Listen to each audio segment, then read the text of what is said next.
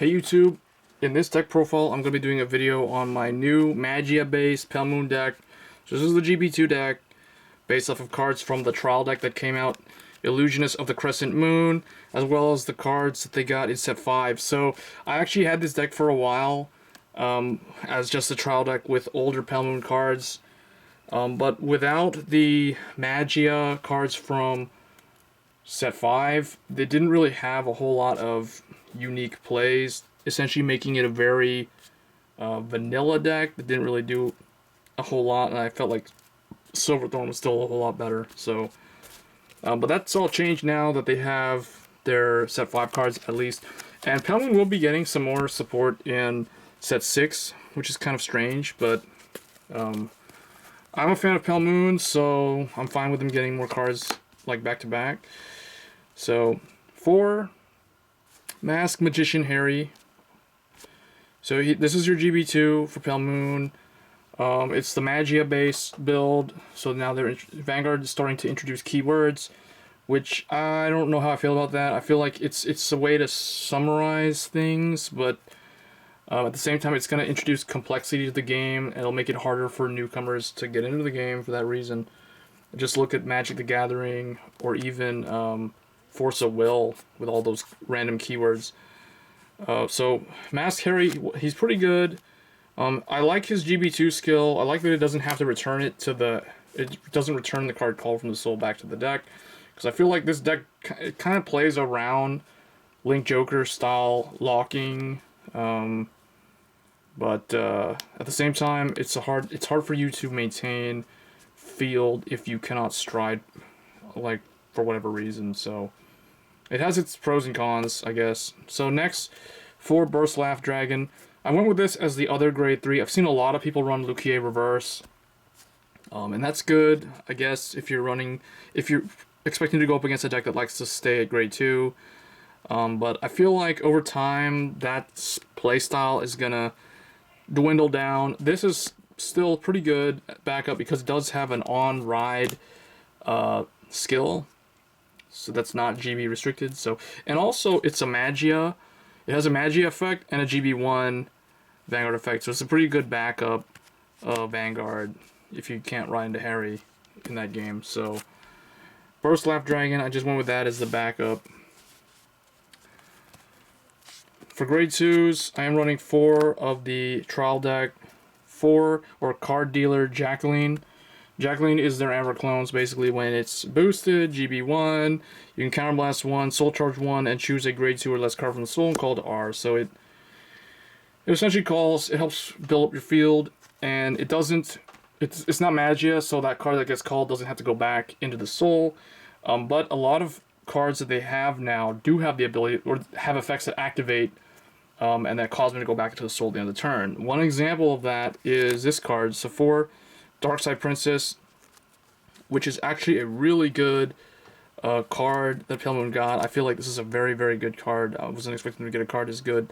Basically, when this unit attacks, and the nice thing about it is it's not GB1 restricted, which makes it all the more better. So when it attacks a Vanguard, you may have this unit gain 5k, and then at the end, if you did that, you put it in the soul. So it can hide itself. It can form 21k column lane really early, which is really nice.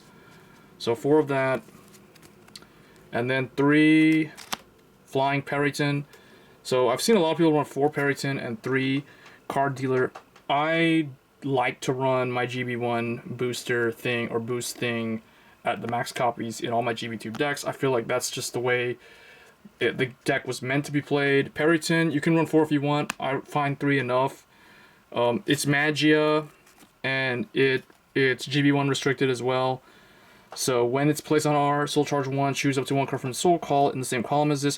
So this is essentially their Tartu or their Maka style card for the clan, which honestly 3 of that type of card is really enough.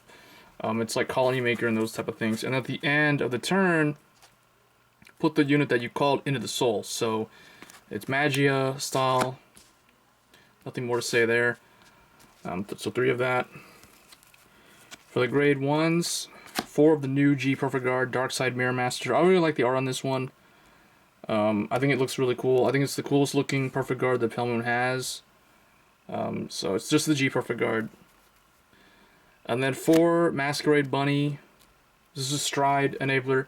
GB2 decks are very, very Stride focused. So you want to be able to Stride as much as you can, especially decks like this that are not really top tier. You want to be able to get your Stride plays as many times as you can. So that's why I decided to run 4 of this. Next, I'm running 2 Moonlight Melody Tamer Betty. I am running a decent amount of Magia. I've got like the Peritons, and I've got all my grade 3s have Magia, so she can potentially have quite a number of targets to pick. So 2 or 3 copies of her would be pretty good. But I decided to also run this guy. So 2 Fire Ring Wyvern. When he boosts a unit with Magia ability, you may have the boosted unit get plus 5k. If you do, at the end of the turn, put this into Soul. So this makes an 11k boost, essentially. So this behind Periton would be like, what, 20? This behind her... Oh no, she doesn't have Magia, so you can't boost her. So this can boost your Vanguard, though, because both Vanguards have Magia in the card, so he can be a pretty decent Vanguard booster. Maybe one of him is enough, so I could run like three Betty, but I feel like for now I want to test a bunch of different cards. So he works pretty decent behind Flying Periton to swing to a rear guard, but I don't know. Let me know what you guys think. I feel like Fire Ring Wyvern might be good at 1. He's 6k otherwise, so. And then 2 Purple Trapezes. Purple Trapezes has always been one of the best essential Pale Moon cards to make their cards start working. However, originally I did playtest with 4 or 3 and then down to 2.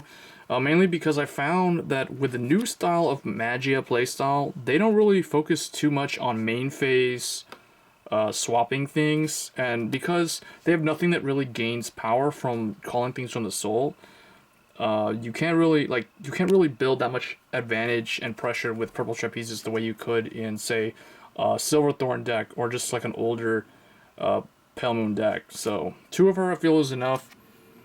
So let me know in the comments what you guys would run for the grade 1 lineup, because right now I'm just trying the 2-2-2 because I'm not 100% yet in places testing the deck, but for now this is what I'm trying. And it seems to be working. The interesting thing is now Vanguard seems to be reaching a stage where the game is getting diverse enough, where there's so many cards that it allows you to toolbox more. Like Link Joker especially is very toolboxy now, but like this, Royal Paladins, Shadow Paladin, very toolbox heavy. You can get away with running like 2-2-2 like this. Pale Moon is also starting to get that way. The only thing I don't like about them is the blind soul charging. So for the trigger lineup, I am running the 4 draws from the trial deck, the 4 Dark Side Swordmaster. This is the critical trigger for Harry. This is actually really good because it goes into Soul to draw you a card and give 5k. But then later on, because you call so many things, you can call so many things from the Soul that this thing will essentially like come back to the field. And then you can, like, it combos really good with, say, Periton. So, even though this would be like a week 13, you can swing 13, and then Vanguard swings, this goes in. This would have gone in anyway because Periton called it out, so you draw another card off of that. So, combos like that, this type of card does really good in Pale Moon, the same way that the Heart Thump Worker does really good in the Chrono Jet Gear Chronicle deck. So, like, better than average is what I would say, this type of card in this type of deck. Then 4 Poison Juggler, just really good, critical trigger. So 4, 8, and then 4 heal. Now, people are probably wondering, like, why aren't you playing the new stand trigger? I did try the new stand trigger. I do like that the new stand trigger does fix blind soul charging, or attempts to at least. But I just didn't like the stand in this Pale Moon deck because I feel like the Pale Moon deck, I mean, a lot of the stuff, like this, for example, Darkside Princess, she can be like 14 plus 7 behind her. But then at the end of the battle that she did that, she goes into Soul. So I feel like, and then if you don't use her effect, hoping you get a stand trigger, then you're just kind of gambling, and that just hurts. That just makes the deck not as consistent. So I feel like the stand trigger doesn't really work in here. Kind of like how stand triggers don't really work in a lot of Shadow Paladin style decks. So I'd rather run the draw triggers for that reason. That way also I don't have to run like that Egg Juggler card instead. So I could do my normal amount of draws. And then the starter is Happiness Collector from the trial deck.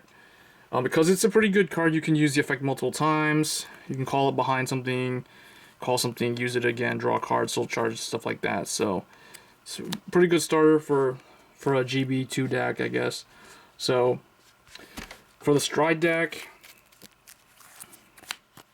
2 Ardor Dragon Master Amanda. You really only need 2 of this, which the trial deck does supply you with, the common and the holo. So 2 of it, you don't really need any more.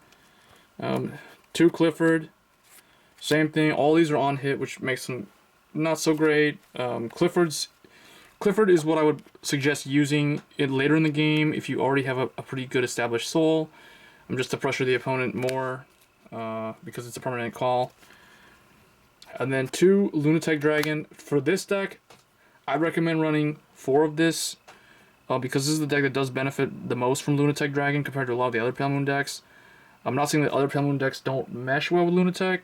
I mean, all of them can do pretty good with him, but I feel like the Magia one does the best because they call a lot of random stuff. So his 2k to all those units is really good, and then he just gets straight up critical. So he's almost always going to be your second Stride. So usually it'll be like Amanda's first Stride, Lunatic second Stride, then Clifford third Stride. But if I had another set of Lunatics, then I'd probably run like 4 of them, because yeah. And then because I don't have the 2 other Lunatics, I'm just running my Atmos and my Blizza in here. Because they're pretty good late game cards anyway. I mean, Harry's on Stride skill, you call some stuff, and then you go into Blizza in late game. He swings really big. Even Atmos can swing 36. That's really good. He can be like 42. So any of these guys are pretty good late game Strides. People are probably wondering like why I don't have Harry. Harry is way too expensive for what he does. His price, I suspect, will fall down dramatically over time. Kind of like Primavera.